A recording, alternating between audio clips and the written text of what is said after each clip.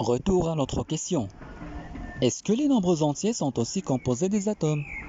Dans cette vidéo, nous allons voir que la réponse est affirmative. Notre objectif est que vous connaissiez que chaque entier est un produit des nombres premiers et que vous soyez capable de décomposer les nombres entiers en produits des nombres premiers, soit n un entier. Nous avons déjà vu que chaque entier admet un diviseur premier. Donc si n est premier, on arrête ici. Sinon, il existe un diviseur premier P1, c'est-à-dire n égale à P1 fois N1 pour un certain entier N1.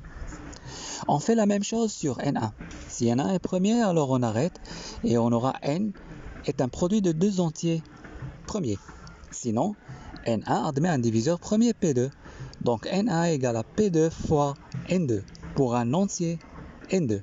D'où N égale à P1 fois P2 fois N2.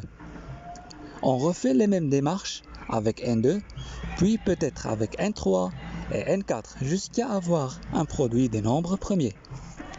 Notons que cet algorithme va sûrement arrêter parce que sinon nous aurons un produit infini des nombres premiers, ce qui va dépasser largement la valeur de n et on n'aura plus l'égalité. Faisons une petite application. Soit n égale à 54. Nous avons 54 est égal à 3 fois 18. Ensuite, 18 est égal à 2 fois 9. Donc n est égal à 3 fois 2 fois 9.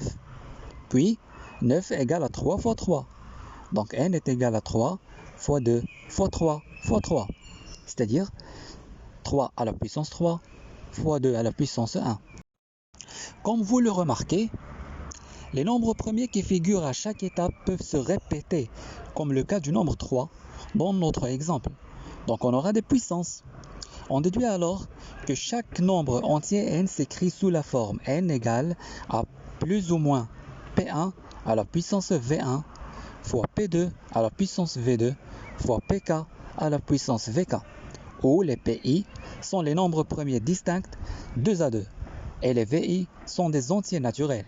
De plus, on peut démontrer par le lemme de Gauss que cette décomposition est unique.